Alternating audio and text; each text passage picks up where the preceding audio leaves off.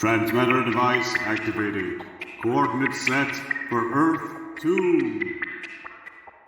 Hey everyone, welcome to the Earth 2 podcast, a podcast where we explore the origins and development of the DC multiverse and the legacy of their Golden Age characters throughout the Silver and Bronze Ages of comics.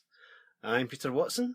And I'm David Steele. Welcome back. Thank you for joining us. Today, we're looking at issue 1 of Plastic Man, which was published on the 22nd of September 1966, cover dated December 1966. Now, obviously, we've mentioned Plastic Man a couple of times in recent episodes. There was the fabled MF Enterprises Plastic Man, who very quickly became Elastic Man. And also, as you'll be aware if you've been listening regularly, Plastic Man appeared in a recent episode that we did where we talked about issue 160 of House of Mystery, where Plastic Man appeared in the Dial H for Hero strip. Yes. But today we're doing issue 1 of Plastic Man's first DC Comics series. Very exciting. Mm-hmm. Pete, would you like to tell us about the cover? I certainly would. Because of 1966, the fantastic go-go checks at the top, way but embedded in the go-go checks, it says, "An epic event, the triumphant return of the one and only original Plastic Man." Obviously getting a little dig in at MF Enterprises, I think, there. I hope so. I don't hope so. Here's the thing, listeners, we're weeks away from releasing that episode now, but I've been losing sleep because there was a crucial detail about one of the characters in the MF Enterprises comics that I forgot to mention. I forgot to mention that the MF Enterprises Dr. Fate was French. Oh. Because there is a moment where he exclaims, as people do in comics to let you know they're French, he exclaims, "Sacre bleu!" So, anytime you've read a story with the DC Comics Dr. Fate, have you ever imagined them with a French accent? Because I never have. But yeah. So if you're in the process of tracking down the MF Enterprises comics after us talking about them, yes, that's something to look forward to. The MF Enterprises Dr. Fate was French. I don't know if the MF Enterprises Plastic Man was French. Well, there was no indication. No, that's true. Welcome to the MF Enterprises Characters Who Were French podcast. But anyway... And the cover's got a lovely plain green background. There is a lamppost with a police call box on it. And Plastic Man is on the phone at the police call box.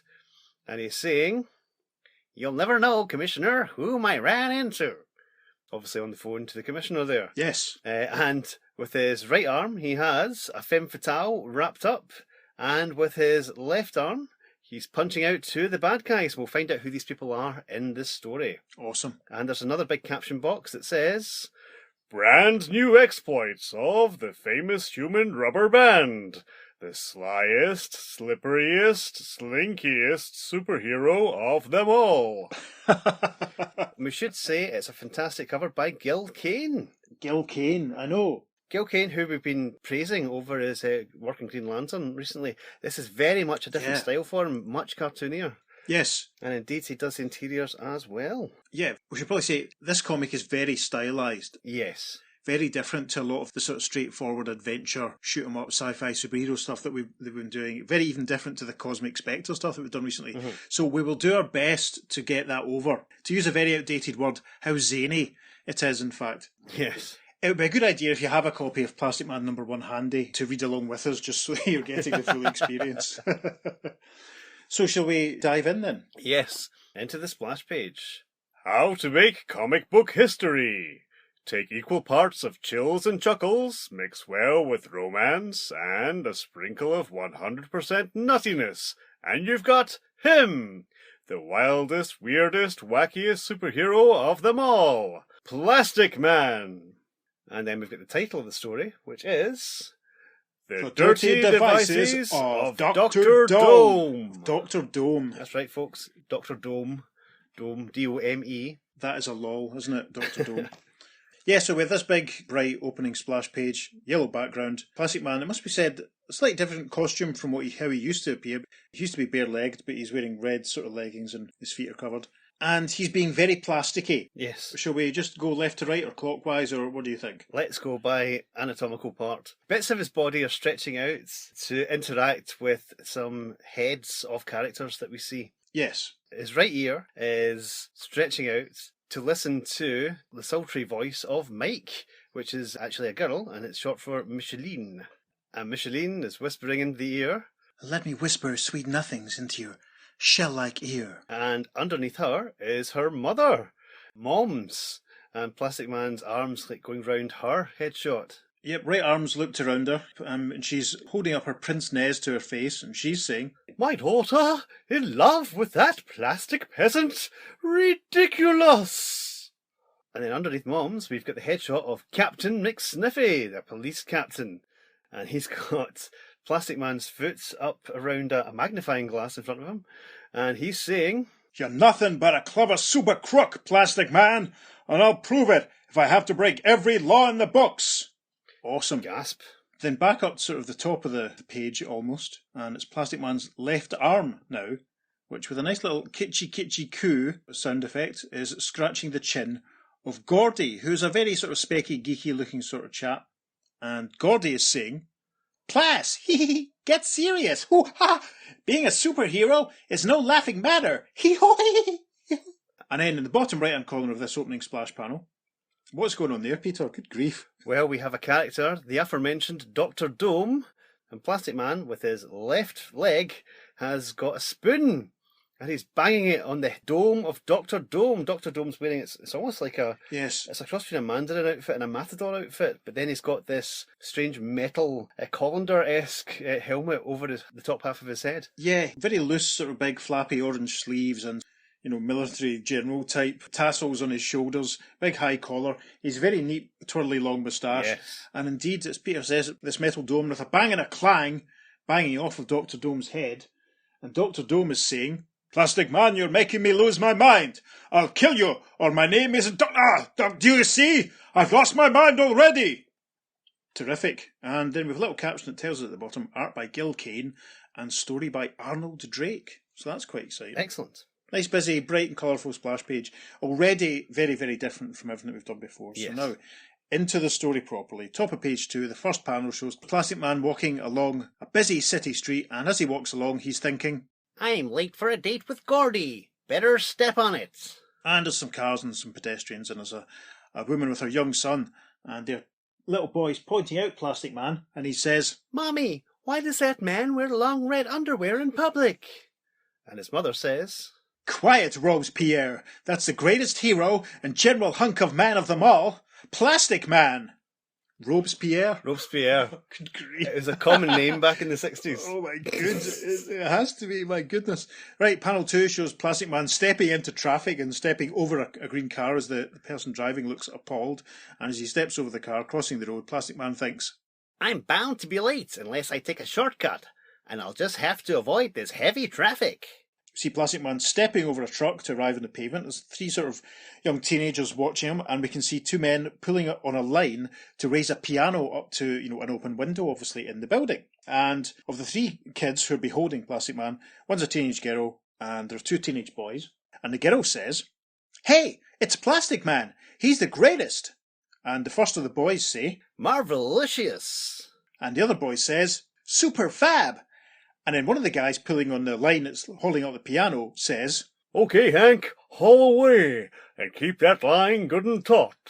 And the next panel shows Plastic Man looking up. He's obviously slightly alarmed because he thinks, Uh-oh, trouble. Looks like I'm gonna be a little later than I thought. in the next panel, there's a sort of giant snap, and part of the line that's securing the piano is obviously both snapped. And Plastic Man, looking up and seeing this, thinks, Here's the trouble, and there's not much time to keep this piano from playing a funeral march. to the top of page 3 now, and with a whiz, we see Plastic Man stretching and extending his arms. And as he does so, he thinks, This stretch also comes in handy when the butter's at the other end of the table. Panel 2 of page 3 has a kaplunk sound effect as Plastic Man's now giant hands have caught the piano as it starts to fall. We move to panel 3, and a man in the street exclaims, Look at that! He turned his arms into a slide for the piano! and we can see that the piano is sliding down Plastic Man's arms, and he's sort of stretching himself out to try and arrest the momentum and stop it slipping. We also can see in this panel the kids down in the street, and the girl is saying, What a man! I wouldn't mind having those arms around me. And one of the boys says, Are you kidding? Get back to your Ken and Barbie dolls, sister. and we drop to the bottom of page 3, and Plastic Man is being congratulated by everyone. And the first of the boys, the one in blue, says, Hey, Plastic Man, how about your autograph? And the girl says, Oh, yes! Sign it on my hand, and I won't wash for a year. Plastic Man, who's, securing the piano on the pavement now, making sure that it's okay, he says, Well, I'd rather not encourage unsanitary habits. Now, if you'll excuse me, I'm a little late for an appointment, so I'll have to be bouncing off. Yeah, and with a vroosh sound effect, Plastic Man leaps up, bounces off the piano with a boing, and zooms off into the air. Tremendous. The girl falls back against the boing blue and she says, Yay! I think I may just die right here. So we arrive now at the top of page 4, and the first panel shows the exterior of a shop on another busy city street, lots of people walking past, and the shop is called Furs, Fins and Feathers, and the caption tells us, And while the elastic, fantastic Plastic Man goes bouncing along, let's anticipate him. Here's where he's headed. This pet shop owned by his young pal, Gordon K. Trueblood, who inherited it from his aunt, Nasturtia. Gordon K. Trueblood sounds like a character from the Monkees TV show. It must be said. We're definitely in that era, aren't we? Yes, absolutely. Of like the Monkees on TV and the Batman TV show. It's tremendous. So we're now inside Furs and Fins and Feathers, and we can get a proper shot of Gordon now. He wears sort of green trousers, which are a little bit too short for him. He's wearing brown boots. He's wearing a brown striped blazer, white shirt, and a green tie. He looks a bit Jimmy Olsen, it must be said, because he's got a crew cut. Mm-hmm. Yeah, he's wearing glasses, and this is a pet shop, yeah, and we can see him sweeping up, and we can see behind him there are some cages. We can see a monkey inside one of the cages. There's a couple of dogs. It looks like a cat in another one. And there's a bird cage behind him. It must be said, a red bird cage with something inside it. And it's Gordy sweeping up the floor. He's thinking, I knew it! PM is late again. How can a man with his unique physical talents and limitless courage be so disorganized? Wait, he might be here already. He's fond of sneaking up on me by shaping himself into some ordinary object and hiding. In the next panel, we see Gordon pointing at a cobra that's in one of the glass display cases. And he's thinking, aha, that king cobra, it looks different somehow. Then he says out loud, pointing at the snake, You're not really a snake, you're Plastic Man, aren't you? And it must be said the cobra registers surprise with a sort of speech bubble with a question mark. And in the next panel, with a s, it obviously flares up against Gordy. Gordy recoils, exclaiming, Yee! On second thought, perhaps you are a snake. And in the final panel of page 4, Gordy's now looking at the bird cage, and he's beholding the bird inside, and Gordy is saying, Aha! I should have seen it before. The feathers in that cockatoo were coloured differently before. That's him! Top of page 5, he's grabbed the bird out of the cage, which is squawking, and Gordy has grabbed it around the neck, and he's saying, Okay, speak up! You're Plastic Man, aren't you? Aren't you? And then in panel 2, the birdcage is starting to change shape into a familiar shape. Gordy screams with an eek and his glasses fly off his face as the birdcage says, No, he's not Gordy, but I am. Yep, you've guessed it. The birdcage was Plastic Man. We're now in panel 3. Plastic Man has changed more into himself, but his legs are still in the shape of the bottom half of the stand for the birdcage. And Gordy is pointing at him saying, Now I am mad, Plas. That's just the kind of kid stuff that you've got to stop indulging in. After all, you're a major bulwark against organised crime. Plastic Man, kind of shrugging with his hands up, says, True. A pillar of decency. Yep. Bastion of morality. Yep. Fortress of decency. Yep. Then we're in the bottom panel of page 5, and Gordy is still going off and he's saying, That's why you have to conduct yourself with dignity, and Plas, look at you. You're doing it again. Plastic Man has coiled the bottom half of his body around something else in the shop, and the monkey is now draped out across Plastic Man, eating a banana. Plastic Man himself is eating a banana and swinging around like a hammock, basically. And Plas says, Well, I figured you were off in a pretty good speech, so I decided to get comfortable. Hey, Chi-Chi, peel me another banana. Now, you were saying, Gordy? I like this because this is actually setting up the dynamic between Plastic Man and Gordy really well, isn't it? So, yes. Gordy's a bit highly strung and Plastic Man's a bit looser. It's hilarious. And of course, Chi-Chi, if that's the gorilla, he exclaims, Chi-Chi. Now at the top of page 6, and it's a change of scenery, and we have a caption that tells us, Meanwhile, in a great sinister underground laboratory, cleverly concealed beneath the busy Packer's pickled peppers plant. Well done, Peter. Yes, we're now in the headquarters of Dr. Dome. There's some impressive looking large scientific equipment ranged around. There's a sign and an arrow pointing upwards saying men at work. And we see Dr. Dome. We can get a better look at him now. Do you know, he kind of reminds me of Adam Ant circa the 2000s, to be honest, in this get-up. Brown boots, blue sort of trousers with a white belt, the moustache and the jacket. He definitely looks like Adamant, but Adamant, of course, didn't wear a large metal flat dome over his head. So anyway, Dr. Dome is gesturing, and he's saying, "Here, in my great, sinister, cleverly concealed underground laboratory, I will seal the fate of Plastic Man. Long has he thwarted me, but now it is time for the revenge of Dr. Dome. In a matter of minutes, I will press the button that will send my most brilliant servant into action and bring Plastic Man to his knees." And then a voice from off panel says, "Father, you're talking to yourself again." Yep, and in the next panel, we can see that this is Dr. Dome's daughter, carrying a whip, and she continues, "Look, pussycat, you know your psychiatrist said that every time you start talking to yourself, it's a warning signal." And then Dr. Dome replies, "Bah! What does he know about mental health? He was arrested twice for feeding the stone lions in front of the library." We're now in panel 4 of page 6, and we can see that Dr. Dome's daughter is using the whip, and she's whipping a cigarette out of Dr. Dome's mouth with a crack, and she says, "If you weren't a bit of a cook, how could you help the rest of you nutties? And stop smoking, it's bad for you." "Ah, cut that out, Lynx. You'll put my eye out with that thing someday."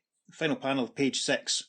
Dr. Dome is now jumping up and down, and he's saying, "Now to work! At last I destroy Plastic Man." And Lynx says, "Oh, I could have done that for you long ago, and had fun." "Fun? This isn't supposed to be fun. To you I'm just a father, but to the world I'm Dr. Dome, King of the Cruel." So now at the top of page 7, and we get a nice insert shot of Dr. Dome with immaculately rendered fingers operating a piece of his equipment. Now, the piece of equipment has several names on it. It's maybe the 1966 equivalent of a speed dial, to be honest. Yes. There are names including Kid Catastrophe, Prof X, Lady Death, Mr. Morbid, and Baron Blood.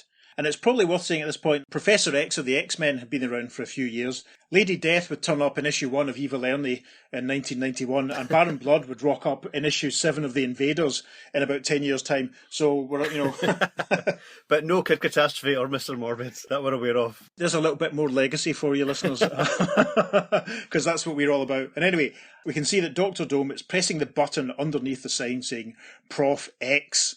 And as he presses the button, he says, "Now I will signal the second greatest criminally inspired scientist in the world, second only to myself, Professor X."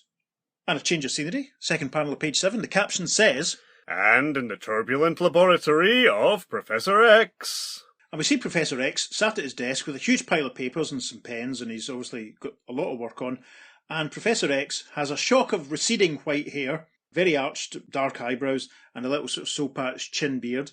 And we can hear the voice of Dr. Dome coming through on some kind of radio device, obviously, or some kind of receiver. And Dr. Dome's voice is saying, "Professor X, come in! Professor X! This is Dr. Dome!" Professor X is saying, "Good grief, Dr. Dome on closed-circuit TV. It's somewhere under my research notes. Only I can't find it, and he gets so angry when I answer late." In the next panel, we can see that Professor X is now looking underneath his desk, and he has found his closed-circuit TV sitting in his wastepaper basket. Professor X then says, "Ah, there it is. Yes, Dr. Dome, this is your obedient servant, Professor X." "About time! And how dare you keep me in the wastepaper basket?" I thought that..." "You thought! When I want you to start thinking, I'll let you know. Till then, don't even think of it!" That's brilliant. The next panel shows that my Professor X, I'm finding it very difficult to keep it together, listeners. Professor X has lifted up his closed-circuit TV monitor, and Dr. Dome continues to berate him from it, saying, "Have you perfected those 3 fantastic weapons I assigned you to?" Professor X replies, "Yes, sir. They're perfect. Every bug is removed. Checked out 100%. They can't fail." And the next panel, we're back with Dr. Dome in his hideout laboratory, and he's watching Professor X on a giant screen. And Dr. Dome is saying, "Fine! Now I'll finally reveal to you the name of your target. It's Plastic Man!" And on the screen, Professor X says, "Gasp! Plastic Man? No, I can't. The weapons aren't ready. 2 of them sometimes blow up in your hands, and the third often fires backwards." "Blow up? Fire backwards? But you said they checked out 100%. Well, you've got to leave some room for scientific error. We're now at the top of page 8, and we're back with by Professor X watching Dr. Dome in the monitor, and Dr. Dome is saying through the CCTV unit, "You're afraid of Plastic Man, eh? But there's one man you fear even more. Me. And must I remind you that this set is my own super materializer television?" Professor X says, Wait, no! Don't do it, DD! I beg you, don't! "Take that!" says Dr. Dome, and he fires a water pistol, which obviously uses the super materializer television to transmit the water. With a sprut, it comes out and splashes Professor X in the face. Professor X responds, No, stop, I'll do it. I'll destroy Plastic Man. Only stop. So before we go any further here, Professor X, Yes. it's not very subtle, is it? It's quite similar to, obviously, the guy out the X-Men. And Dr. Dome, Yes. very similar to Dr. Doom. And they're both cast as bad guys. Yes, which is funny. I think maybe they saw what MF Enterprises were doing with all the names before and thought, well, if it's good for them, Yes, we might as well do the same. if you can't beat them, join them or something. Or anything they can do, we can do better. So now, we cut back to furs, fins and feathers, and the caption says, And what about the target of all this human turmoil? yep, we're back with Gordon and Plastic Man. Plastic Man has shaped himself into a very comfortable looking chair, Yes. it must be said. Gordon is looking very hypertense as usual, and Gordon is saying, "No, I tell you, I don't want to relax and sit down, PM. I want you to stop fooling around and learn to be vigilant and serious." Plastic Man replies, Easy does it, Gordy. After all, there's probably not a crook within 10 miles of here. and then we can hear a sort of clank sound effect from outside. Gordy whirls around and says, "What's that?" They cross to the window of the shop in the next panel. We can see a couple more clank sound effects, louder obviously this time. And Gordy is saying, "Great jumping goldfish! Not a crook for miles around, eh? What do you call that? The US Marines?" Plastic Man says, If it is, they've sure got funny new uniforms, Gordy. and we round out part one with a caption that says, What kind of pulsating powerhouse of a plastic mess lies ahead? Well, ooze forward 2 pages and find out. "Ah, that's interesting, because I'm reading from the reprint in the facsimile Plastic Man 80-page giant, and the caption just says, well, ooze forward and find out." Ooh, Okay. that is interesting, isn't it? Mm.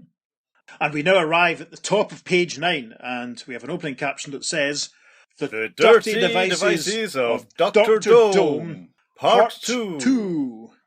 And this first panel of Chapter 2 shows a giant, very Jack Kirby-esque Yes. looking, very smooth, very sleek military tank with an amusing flag sort of thing hanging off it. And piloting this tank, which is cutting along with little clouds of smoke coming out of his exhaust pipe, wearing a nice yellow crash helmet with a little propeller on the top, it's Professor X. And Professor X is saying into a little microphone, Plastic Man, this is Professor X, obedient servant of Dr. Dome. I know you're in that miserable menagerie. Now come out and face me. Come out, or I'll blow that place to bits. I'll give you till 3. 1. he wants to blow up a pet shop. He must be evil. Inside furs, fins and feathers, we can see Gordy and Plas. Plas is stretching as if he's going to go out and fight back immediately, and Gordy is trying to restrain him, and Gordy is saying, "No, Plas, it's a trap. Don't do it." And Plas says, I've got to, Gordy. If I don't, there's gonna be a lot of fried fins and fur fuzz around here in the morning. from outside we hear Professor X exclaim, 2. in panel 3 of page 9, Gordy and Plas are a bit closer to the door. Gordy says, "Okay, then we face him together, shoulder to shoulder, side by side, with never a backward step." Plastic Man says, But carefully, Gordy. Better to be a live backward stepper than a dead forward marcher. absolutely. So panel 4, page 9, they're both now outside the shop. We can see Professor X in his tank, and Professor X says, 3. And now I fight fire with fire. Plastic Man with plastic. and with a sploosh, a sort of orange goop has been fired from the cannon at the front of the tank. Gordy exclaims, "Great gobs of goo!" And Plastic Man says, That's exactly what it is. And that flying stickum is lots more dangerous than it looks, Gordy. we're now on page 10, and we can see that Gordy and Plas, their feet are now trapped in this yellow goo, which is now on the pavement. Gordy is saying, "Ah, see what you mean, Plas. Oh, my feet are stuck." Plastic Man says, Mine too, Gordy. Ugh. Dr. Dome realized that my plastic powers aren't much good when I'm stuck to one spot. So we see Professor X's laughter coming from off panel. Ha ha ha ha ha! And in panel 2, Gordy's still stuck. Plastic Man is trying to stretch himself out of the goo. His legs elongate as he stretches upwards, saying, And no matter how I stretch myself, I can't undo the goo. Professor X's voice from off panel says, Struggle and squirm, Plastic Man, like a fly stuck in molasses. Murderous molasses! Ha ha ha ha ha! And now I shall finish off both of you by grinding you with the treads of my super tank. With a clank clank, obviously the tank starts to move forward. And in the next panel we can see Gordy looking very, very, very concerned as Plastic Man starts to dig into the pavement using the shovel that he's transformed his left arm into and his pickaxe that he's transformed his right arm into. And as he does all this, he says, Relax, Gordy. There may be a way out. First, I shape one hand into a pick and the other into a shovel. Then I dig a trench around myself. Yep, see that going on with a crack and a scoop. And in the bottom panel of page 10, Plastic Man says, Now, with the circle complete, I leap into the air. And take the whole thing with me, concrete and all. Yep, and with a boom, boom, Plastic Man is now bounding across the pavement towards the tank. Gordy says, Splendid work, Plastic Man. You've beaten the Professor at his own game, except that tank is still coming straight for me. The clank clank, the tank continues to advance. At the top of page 11, Gordy's voice from off panel says, Hurry, Plas! He's almost on top of me. I can smell the lubricating oil from here. Plastic Man approaches the tank saying, Well, we're going to try a special lubrication of our own. This next panel is phenomenal because Plaz is sort of still with his feet encased in a bit of goo and pavement, has stretched out and he's coiled himself around the wheels of the tank. So the tank is obviously not very happy. There's a sort of grrr, which maybe suggests the tank's alive, or maybe not, but the clank is obviously starting to slow down. And Plastic Man is saying, We'll see how well his wheels turn with this crazy kind of oil, namely, me. And then in panel 3, we have a lovely bit of say what you see action as Plastic Man's dialogue tells us, That takes care of the wheels, and not only that, but the cogs conveniently ground the concrete from my feet. Such service. Excellent. Yes, there's a few scree and crunch sound effects there showing that the tank's not a very good time. It must be said, Professor X doesn't look very happy in this panel on the top of his tank.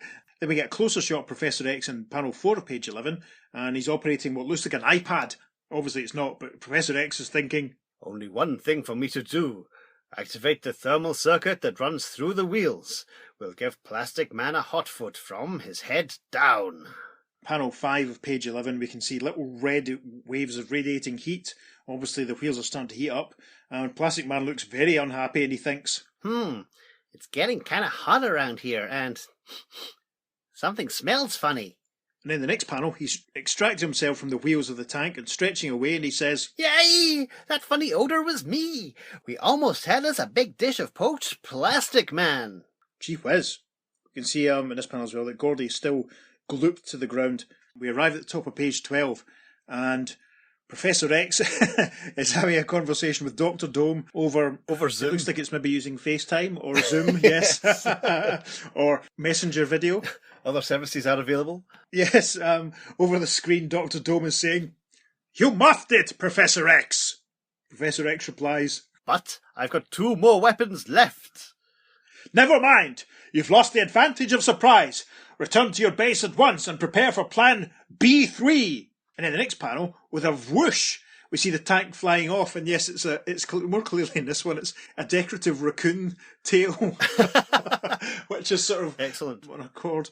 That's absolutely hilarious. And Plastic Man says, Get a load of that, Gordy. A 10-ton turtle with jet power. And Gordy says, Yes! And I'll bet the Professor doesn't even have a pilot's license. In the next panel, Plastic Man says, Well, we'd better figure out how to get you out of that goo. There's a vroom from off panel. Obviously a car is arriving. And a voice from off panel says, Yoo-hoo! Plas, it's me, Mike! The next panel, we see that it's Michelin, and her car is pulling up on the pavement outside Finn's Furs and Feathers. And she's waving to Plastic Man and Gordy, and she says, Hi, my super sugar lump! Up to your usual fantabulous tricks?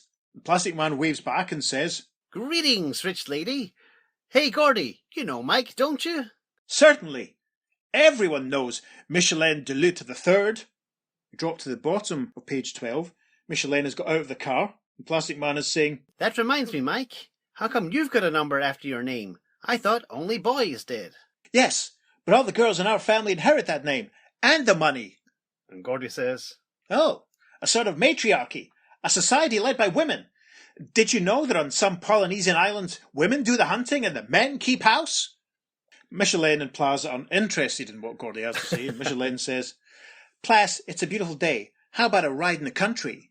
Plastic Man says, I wish I could, but... We're now at the top of page 13, and Michelin is back in her car, and zooming off, she's grabbed Plastic Man by the arm, and she's pulling him along behind her, and she says, Skip it, my flexible flyer. You need some relaxation. Follow me. Plastic Man says, Have I got a choice? And Gordy, left behind on the pavement, is still monologuing about the Polynesian women.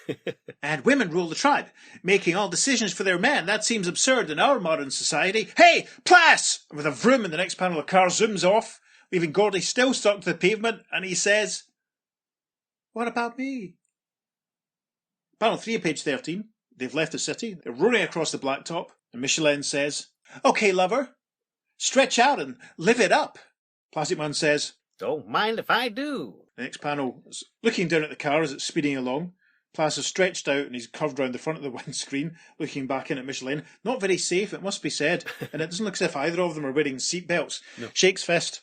Anyway, Michelin is saying, Ha ha! Oh, Plas, you're a gas. Good thing that Mom can't see you. She's already convinced you're gauche. Plastic Man says, What means gauche? Well, for example, when you use a fork to stir your coffee, it's gauche to wipe it in your hostess's gown. Plastic Man is now stretched up and over Michelin, so that he's now upside down looking into her face, and he says, Naturally, I always wipe it on my host's beard. Ha ha ha! Michelin laughs. Now in the final panel of page 13, it's a change of scenery and a caption that tells us, Meanwhile, at Mike's modest home, Michelin de Lutte II, Moms, has plans of her own. You can tell this is Gil Kane, can't you, Yeah. actually? It's obviously a very steep staircase that maybe actually the way it's been rendered looks like it could be a ramp, and there are black and yellow tiles on the floor. There's a table with some flowers in the background, other things dotted around, and Michelin, we should probably describe as a very attractive red-haired lady. She's wearing a blue dress, sort of sunglasses, and this is her mother. Her mother, who we see now, is a very statuesque, matronly lady wearing a purple dress, and she's with her butler, Fonish, who looks slightly uptight. He's wearing tails and striped trousers and a tie and collar and all that sort of stuff. And anyway, Moms is saying, The Countess Knightley's presence will make this the most important daylight reception of the year, Fonish. And Fonish responds, Certainly, madam, and all is in readiness. Top of page 14, Fonish continues, I stored the ice sculptures in the ice skating rink, the warm appetizers in the hothouse, and finally found room for the 42-piece orchestra in the swimming pool. I emptied it first, naturally, Naturally. replies Moms. And then we're cutting to outside of the big house, and Michelin and Plas have arrived in a car, which is zooming up outside, and Michelin is saying, I need a change of clothes, Plas. Be down in a jiffy. Slip inside and have a snack. Meanwhile, but don't be conspicuous. Mother's having a few friends for tea. Don't worry, rich lady. I'll be as invisible as a BB in a fish egg factory. Listeners, if you know what a BB in a fish egg factory would be like, or as invisible or like, please do contact us and let us know. So, Yes. a slight slow dissolve here, and we have a caption that says, A few minutes later. we're obviously inside the big house, and we can see Moms with her friend the Countess, and the Countess is about to sit down on a very obvious big red couch settee. I wonder who the couch could be. Anyway, Moms is saying, Do sit down, Countess. You must have had a trying day. And the Countess responds, Thank you, Mrs. Delurde. Frankly, I'm a teeny bit exhausted. I'll just rest for me. The sofa! It moved! And would you believe it? Of course, the sofa's Plastic Man. Her cup of tea goes flying as Plastic Man says, You'd move too if someone dropped hot tea down your nose, Countess. Next panel, Plastic Man has reformed into his normal shape, and he says to Moms, Sorry, Moms, but Mike said I should make myself inconspicuous. and Moms is furious, and she's saying, I knew it! It's that vile plastic man! I knew he'd ruin my day. Fonish! Call the police! Hurry! We now have the caption for the next panel at the bottom, page 14, and it says, Shortly, enjoyably speeding to the mansion is Police Captain Matthew McSniffy. We see the police captain is a big thick-set chap with a moustache, and he's another much younger officer who's driving, and the police captain is saying, "For years I've said Plastic Man is nothing but a fancy crook, and today I'll prove it. Maybe even catch him with the Dilute family silver in his hands." Top of page 15, and the other officer replies, But, sir, if Plastic Man's really a crook, how come he's jailed so many other criminals? but the sounds of it, this Officer Gosling is a cousin of the O'Dare family. Tremendous. And Captain McSniffy responds, "It's all a pose, Officer Gosling, to throw us off the track and put away his underworld competitors. Besides, you'll notice he's never jailed himself." Officer Gosling says, Gosh, I hope someday I'll have some of your powers of deduction, Captain. "It takes years, Officer Gosling. Long, hard years." I do like this panel, actually. I'm showing a police car speeding along with a whee, which obviously means they've got the siren going. We're now back at the Dilute house for panel 3 of page 15. Plastic Man's obviously now being pursued by Fawnish and the family and the police, and Plastic Man is saying, They're getting close. Better take a shortcut over this orchestra pit. Then I'll need some diversion to get the hounds off my trail. You can see Fawnish and a few others in the background, and Fawnish is saying, "Stop him! Don't let him escape!" Plastic Man is stretching and stepping over the empty swimming pool, and with Taraz and Toots and Taraz, we can see the orchestra inside it. In the next panel, we can see that Plaz has arrived at a shed which has written on the door, "Water and Power Control Shed," and he thinks, This shed. Just the thing. Door's locked, but the window's open enough. and Plastic Man reaches inside the shed. In the next panel, we can see his hands at work, turning some big heavy wheels that are above some pipes. I don't like where this is going. We arrive at the bottom of page 15, and with a whoosh, we can see that he's basically very quickly filled up the swimming pool again, and it's washed out the band, the orchestra, with Taraz and Toots, the piano player and the tuba player and all the violinists and trumpeters have been carried away up into the air by the water. It's almost like the band from the Titanic. In reverse. As Plastic Man runs off, he thinks, That should keep the hounds busy for a while. And how clever of the conductor to switch to Handel's water music suites. amazing. So now we arrive at the top of page 16, and we can see that Micheline has her car at the gates to the house, ready to make a bit of a getaway, and Plastic Man is stretching his arms and vaulting into the car. Micheline is saying, "Here I am, Plas, you gorgeous gremlin. Jump in and wheel away." And Plas says, Start wheeling away right now, Mike. There's 12 angry butlers and a tidal wave right behind us. the caption for the next panel, Seconds later, and we see a soaking wet Officer Gosling and a raging Captain McSniffy who's throwing his hat down on the ground in disgust. Officer Gosling is saying, We're too late, Captain. Plastic Man got away, and would you believe it? They said nothing's been stolen. And Captain McSniffy says, "Ah, the clever fiend! He's probably robbed them blind, and the poor fools don't even realise it. He's won again! Blast him!" Caption for the next panel says, later at Dr. Dome's secret lab. and Dr. Dome is on the phone, and he's saying, "What's that? You've induced Mrs. Dilute to offer a secret reward for the destruction of Plastic Man? Magnificent! How much?" And the voice coming out the telephone says, $1 million. I'll expect my usual 10% commission, of course. And we cut in the next panel. It's Fawnish that Dr. Dome is talking to. He's got his jacket off, but he's sat on a couch. Fawnish the butler. Dr. Dome's voice comes through Fawnish's telephone saying, "Of course! Ha ha! The irony is I've already planned his destruction. For nothing. What about the methods?" and Fawnish replies, "Any means of eliminating him will do, provided it's more than moderately painful." And chapter 2 closes with a caption that says, Hoo-ha! Moms, Fawnish the butler, and Dr. Dome. What a terrible trio of trouble, even for Plaz. Read on, raptured reader. And then we arrive now at the top of page 17, and our caption says, The Dirty Devices of Dr. Dome, Part 3.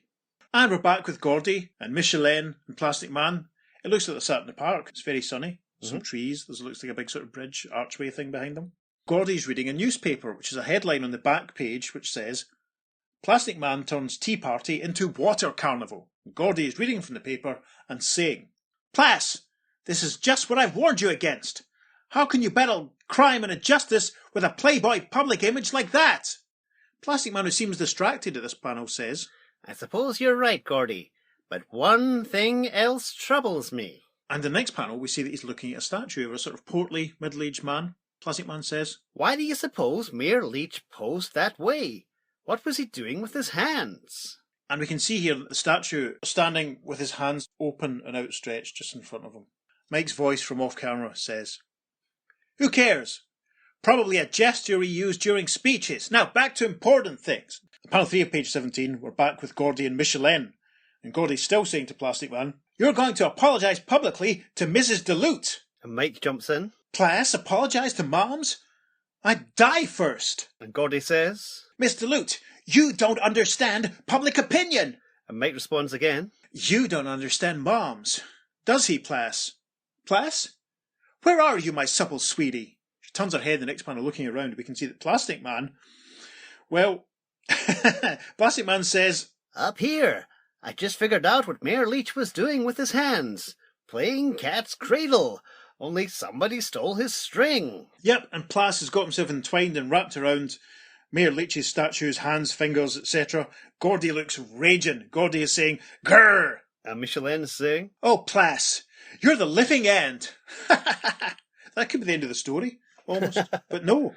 We arrived at the top of page 18. We're back with Dr. Dome and a caption that says, And in the shadowy depths of the sub-pickle factory lab...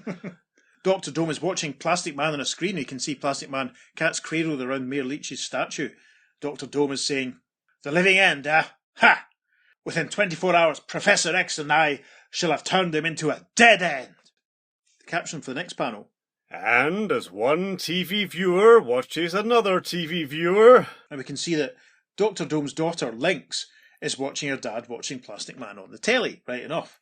And Lynx is saying, Poor Papa. Plastic Man's got him talking to himself again.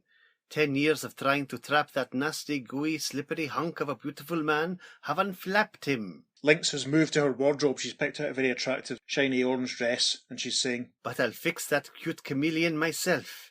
Then all the king's glue pots and all the king's tape won't be able to put Plastic Man back into any shape.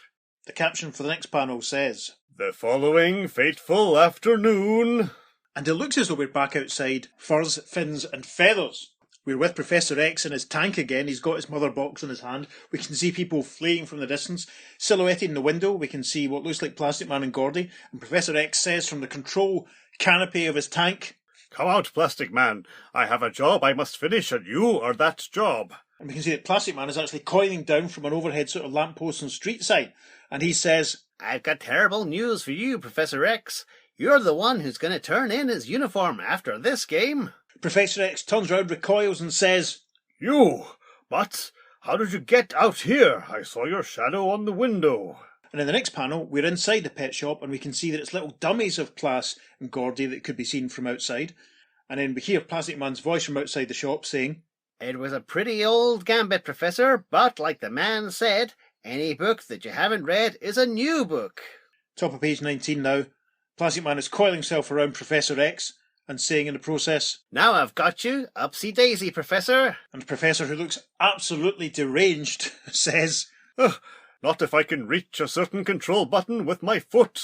And indeed, with a click, he's able to reach the button. And panel 3 of page 19 shows the cannon firing with a sizzle. It's obviously firing some heat, which has struck the lamppost, because in the next panel, we can see that the lamppost is softened enough to melt and fall over so that Plastic Man drops to the ground with a whoosh. Plastic Man exclaims, Oof, didn't count on that. Another super weapon. And he lets go Professor X, who falls back in his tank, saying, Nah, that was just a cheap thermal ray. And then in the next panel, he says, But this is a secret weapon.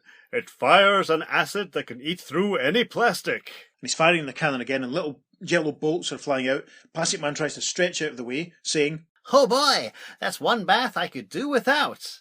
The next panel shows Plastic Man's legs coiled into a spring, and he tries bounding away with a boing, boing, boing.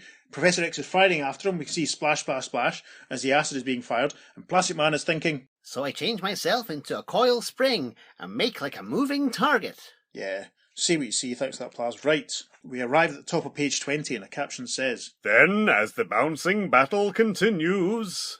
And we see Plastic Man dropping into a doorway, and he's changed back to his almost human shape, and he's saying, Phew, it's been fun, but a teeny bit tiring. And then a voice from inside the doorway of the building that he's arrived in says, I'll bet it's been fun, but a teeny bit tiring. Why don't you step in here for a spot of lemonade? Plastic Man says in the next panel, Madam, that is a friendly and enticing invitation. To whom do I owe the honour? Ah!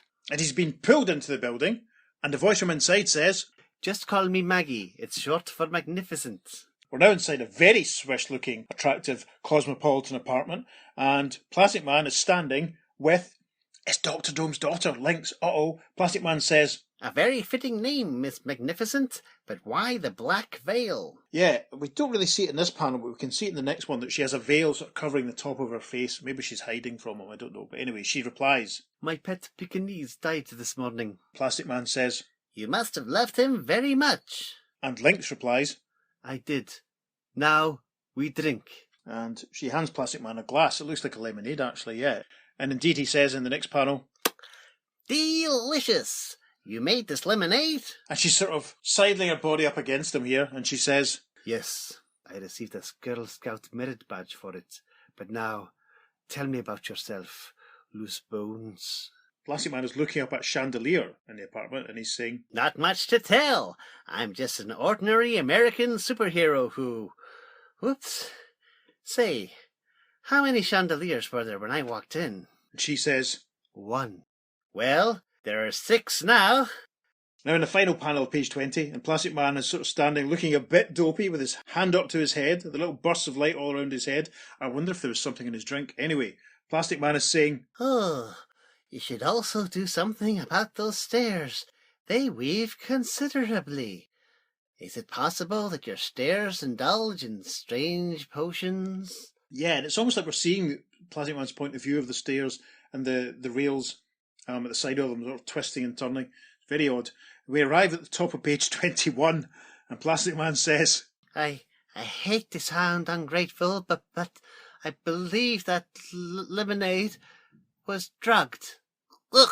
and with a plop, with his legs still stiff, Plastic Man collapses forward on the ground, and Lynx says, Goodness, someone must have been tampering with my recipe. at this point, I just want to ask, are you getting a sort of mid-late 90s Jim Carrey vibe from Plastic Man in this story? Very much so. That's what I'm kind of trying Yes. to channel a bit. I'm just sort of thinking, like, I don't know if that's ever been talked about. If there had been a Plastic Man movie, then he was the man. Yeah. Without Yeah, doubt. it would have been amazing if we'd had the DC extended universe 20 odd years ago. That's probably who we would have been clamouring for to play Plastic Man. You don't want to see Zack Snyder's Plastic Man, though, do you? Oh, I certainly don't. I certainly do not. Good grief! Can you imagine? That'd be horrendous. In a world. Anyway, Plastic Man in black and white slow-mo to the tune of Hallelujah. yeah. Oh No. God, no, even worse. We record this the week that the longer cut of Zack Snyder's Justice League has been released, so there's a bit of topicality for you if you want to date it, and we're actually recording this episode. Anyway, so panel 2 of page 21, Plastic Man is now out for the count, face down on the ground, and Lynx is tying up his feet, and she's saying, Can't just leave you lying there, very untidy. and then she sort of sings to herself. This is the way we tie our feet, we tie our feet. Outstanding. The next panel, page 21, shows...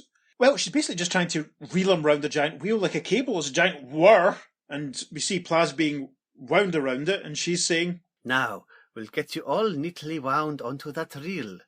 Oh, you do make a gorgeous hunk of cable, you do. and we have a tiny little insect panel, which shows Michelin and Gordy out on the street. Michelin's neck looks very awkward in this angle. You haven't done your best work there, Mr. Kane. It does. She looks a bit Plastic Man herself. It's a bit odd, isn't it? And Michelin is saying, I've searched all over, Gordy. Not a sign of Plas. Gordy says, I know. Professor X is rumbling up and down the streets looking for him too. It's strange. Gordy's scratching his head. The bottom panel of page 21 shows Michelin and Gordy coming across 2 workmen who are carrying out a very large, heavy reel. Gordy says, Wait, These men may have seen something. Pardon, gentlemen, did you see a boneless, coiling, oozing kind of chap go by here? And one of the workmen says, Look, chum, we're busy. You expect us to notice every guy who walks by? Okay, Marvin, get it up on the truck. We arrive at the top of page 22, and a caption says, Shortly in the city harbour. And it feels like there's a tiny bit of a scene missing, because all of a sudden we see the giant reel that we saw in the previous panel being dropped into the water by a man in a suit, and Lynx is there, and she says, Let him go, fellows, and good riddance to Plastic Man. and there's a besooted, hat-wearing gentleman, and he says, Right, Lynx. he must be one of her gang, I presume. So with a whoosh and a splash, the drum falls into the water. The caption for the next panel says, Down, down, down into the Stygian depths of the bay it plunges. and we hear Plastic Man's thoughts from inside this giant drum. Oh, my head. Hey, I'm wound onto a reel. Gotta break out of this thing. But there's a metal collar around it, and sounds like someone left the water running. The next panel shows that Plas has managed to open it up and poke his head out, and he's thinking, Oh, it's starting to give. A little more pressure should do. Hey, I'm underwater. with a boing, he manages to spring properly out of the drum that's holding the reel, and he thinks, That did it. Now to get to the surface. Not much breath left. and in the next panel, we see him slightly tangled up, and he's thinking, Uh-oh, I'm snagged in some kind of string. All wound up in it, of all the rotten luck. and then in the final panel, page 22, we see that the string that he's tied up in is a fishing line, and there's a guy on the dock reeling in his fishing rod, and he's saying, Man, look at that thing. I think I just hooked the largest snail in history. And Plastic Man, being pulled up on the string, still coiled around the reel, says, I'd love to celebrate the event with you, buddy, but I left something cooking. top of page 23 now, the caption says, Shortly as the fearless, flexible hero returns to the fray. and this panel shows Plastic Man running towards Professor X's tank. Plastic Man says, Hi, Professor X. Here I am again, wet but willing. and Professor X says from the canopy of his tank, So you were foolish enough to return, eh? Then prepare to meet my very special anti-plastic man weapon. and with a whoosh, little sort of blue circles and hoops are firing out of the cannon on the front of the tank, and they start looping themselves around Plastic Man. And Plastic Man says, Big deal, a hoop-firing cannon. and in the next panel, Professor X replies, Yes, but hoops of a very special metal. You see, they shape themselves to your body. and we now see in this panel that Plas has been surrounded by no less than 4 of the hoops that have been fired out of the cannon. They're starting to tighten around him, and he says, A self-adjusting sardine can for people. in the next panel, we see Plastic Man trying to stretch up to escape from them, and he's thinking, When I stretch, they stretch with me. I'm trapped. And here comes the lovable professor to crush me with his tank. yeah, and off panel, there's a clank sound effect as the tank moves forward. And it must be said, the detailing in the buildings in the background of this panel are very, very nice. Yes. Panel 4, page 23, down at the bottom, the clank of the tank continues. It rumbles towards Plastic Man, who's now still trying to stretch out with the hoops that surround him. Some giant wobble sound effects as he tries to tip himself back and forth, and he's thinking, Only one chance for me. I reduce my height and expand my width, and begin swaying back and forth. and then in the next panel, he's successful because he's managed to tip the hoops and himself over with a belang. He lands on the ground and he says, Now I give one last flex of my imprisoned muscles, and... from the tank, Professor X yells, Bravo, Plastic Man, but what have you accomplished? arriving at the top of page 24, Plastic Man replies, Not much by myself, but with a little gravity to start me rolling. and with a blang and a plang and a kalang, now that he's tipped himself over, Plastic Man is rolling in the hoops towards Professor X's tank. Professor X says, No, stop, we're going to collide. and then with a baroom, the hooped up, cloud up Plastic Man collides with the tank. It's a massive explosion. Professor X says, My tank, my beautiful and vulnerable tank, you've ruined it. and Plastic Man replies, Sorry about that, Prof, but the judge will probably give you 20 years to put it back together. we have a slow dissolve and a caption that says, Later. we see Captain McSniffy with his hand on Professor X's shoulder as he's leading him away, and he's pointing at Plastic Man and he says, So you captured another dangerous super crook, you plastic phony, but you're not fooling me. I'll get you yet! Plastic Man replies, It's a deal, Captain, but get online. There are a few people before you with the same idea. and we cut to the last panel of the story, and a caption that says, But even Plastic Man doesn't realise how many there are. and his final panel is a little sort of collage of headshots of Dr. Dome and Faunish and Moms and Lynx. Dr. Dome is saying, I'll superatomize him. And Moms is saying, I'll bury him alive in money. And Faunish says, I'll trap him in the garbage disposal. And Lynx says, I'll beat him to death with my eyelashes. and we have a little caption that closes out this issue, and it says, Each of them is just a cook, you say? So were Dillinger, Blackbeard, and Captain Hook, dear reader. Don't lose heart. There's loads of mayhem ahead. End of Historic Plastic Man, Issue 1. the end, I suppose. The end. Wow. That was wonderful. That was great fun. Absolutely, utterly ridiculous and wonderful. Yes, it rattled along. Very, very funny. So different to see Gil Kane doing this sort of stuff, you know, when we're used to the global cosmic sci-fi threats that he's done recently. I was really surprised by how much I enjoyed it. It's a very refreshing sort of change of pace from a lot of the stuff we've done recently. Nice to see, as I've said already, during and just there, nice to see Gil Kane doing something different. I can really just sum it up by saying that I was surprised at how much I enjoyed myself. What about you? Yeah, obviously DC were experimenting with a lot of humour titles and stuff at this time. Things like Inferior 5, and also they're more hip titles for, you know, the teenagers, Of like, course. you know, Swing with Scooter and that sort of malarkey with various levels of success. In other words, not much. Yeah, Binky and Wendy and all that sort of stuff. Yeah, and also around about this time you've got Metamorpho, who's appearing with all the hip lingo that he was throwing about in Sapphire. With all the hip lingo. All the hip lingo, yeah.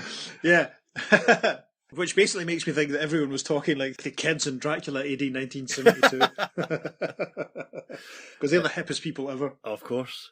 Yeah, this is great. It's Arnold Drake, the writer of this, and he wrote some amazing stories in the Silver Age. I think we've actually really covered anything it has so far. He did a great run in Doom Patrol, which was fantastic. Yes, And again, we haven't covered any Doom Patrol yet, but we will do eventually. Yes, we have a plan to justify us covering the Doom Patrol, so stick with us and we'll get there eventually. Yes. And it's very fun to see Gil Kane do a looser, cartoonier style.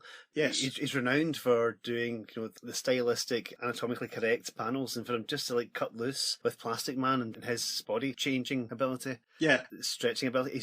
You can tell he's having fun with this, and the cartoony reactions from the characters are just phenomenal. Yeah, I mean, I always just think of Gil Kane as, you know, not just about it. I always think of him mainly for his Marvel cover work in the 70s, but also, you know, for the Atom and Green Lantern. Yeah. Up until we started doing the prep for this episode, I had no idea that he'd ever drawn Plastic Man. Basically, because I've never really paid too much attention to Plastic Man. He's not a character who I'm desperately sort of fascinated with. I don't mind him. I don't dislike him in any way. I'm very surprised to find out that Gil Kane was the guy that drew issue 1 of his first DC series. It's very, very interesting. Do you want to do the letters now then? Yes, we'll jump forward now to issue 4 of Plastic Man, to Plastic Man's Pen Pals. Awesome. Which is the name of the letter column, which is quite amusing because the actual column title for it has got Plastic Man lounging back and opening up a mailbox with his foot stretched out, all these letters pouring out. Fantastic. Very amusing. Our first letter is from one of the regular correspondents of the time. You'll recognise the name, and it goes something like this. Dear Editor, oh boy, the intro of issue 1 read, take equal parts of chills and chuckles, mix well with romance and a sprinkle of 100% nuttiness, and you've got him, the wildest, weirdest, wackiest superhero of them all. And it's absolutely correct. You've really got something worth bragging about. Of course, I have a few questions, like, whatever happened to PM's secret identity? As I understand it, the PM of the 40s was a crook who toppled into a vat of acid and gained his amazing plasticity thereby. He reformed while recovering from a bullet wound incurred at the same time. And then he kept up the front of being a crook while he captured other crooks. So what about the new PM? Even if he's no longer a reformed criminal, it'd certainly be interesting to see him in a new secret identity. But does he have a purpose in life? Regular working hours, go on patrol every night, listen to the police bands on his radio, and hurry to the scenes of trouble? Anyway, you can be sure of one thing. He's terrific. And that's from our old friend, Irene Vartanoff. Again, Future Comic Pro colourist Irene Vartanov, who we've mentioned pretty much every single episode for about a year. It feels like. And who we recently followed on Twitter from our account. So Irene's on Twitter, which is amazing. So go on and give her lots of love and nice things. The second letter, very short, it says, Dear Editor, I just got number 2 and it's fab. I'm only sorry I didn't buy number 1, which I had to borrow from a friend. Any chances of buying back copies? And that's from Forrest Ellum in San Jose, California. And the response to him is, so many readers have written to express regret at missing previous Plastic Man issues. We're taking time out to remind them they can be obtained by writing to us, see address under the title, and enclosing 15 cents for the copy and 5 cents for postage for each issue. Coins only, please. But hurry, the supply is very limited. That's amazing. I'm going to quickly rustle up some change and send it to DC and see how many issues of Plastic Man I can scoop up. That's fantastic. It is, isn't it? The rest of the letters page is rounded out with a little header that says PM pattern. It's just highlights from a few letters. One thing that I want to mention is someone suggesting they should form a team of Elongated Man, Plastic Man and Elastic Lad. It's Charles May of Berkeley, California, and the editor suggests, obviously, Elastigirl of Doom Patrol. Now, that's great. I would have loved to have seen that. Yeah, we do see something similar to that in a future issue of DC Comics Presents. That's right, the Elastic Four, but that's way, way, way, way in the future. Mm-hmm. A few other letters, just generally all very positive, just little highlights, they're all very positive. So people are digging Plastic Man. Absolutely, I'm digging Plastic Man. I'm digging Plastic Man. I am Plastic Man.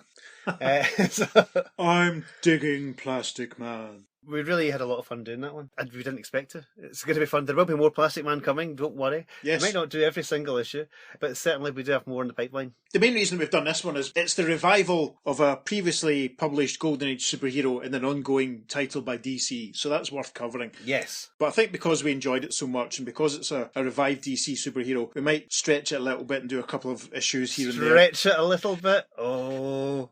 Yeah, just to see how we get on. Good. Because he's going to be in an issue of Brave and Bold fairly soon. We'll probably do that one. And there's at least one other particular issue of the Plastic Man series that we want to cover, but we're not going to say too much about that for anyone who hasn't read the stories. Stay tuned. Yes. But let us know what you thought about this episode.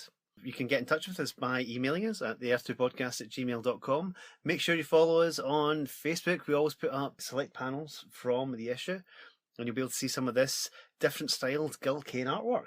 Yeah, and check out our Instagram also, because we'll add some panels there that might be different to the ones we put on Facebook, and we'll also be adding to Instagram and Facebook some more extra content involving Plastic Man, just to amuse and delight you. Yep, we are at the Earth 2 Podcast on Facebook and Instagram, and on Twitter we're at podcast_Earth2, and it's the number 2 for all our social media. It certainly is. So there we are, get in touch. Yep, please do.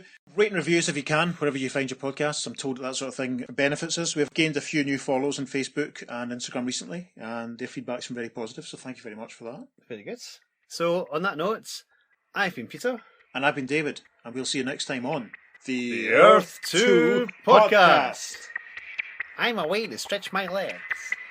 Transmatter Cube activated. Return coordinates set for Earth Prime.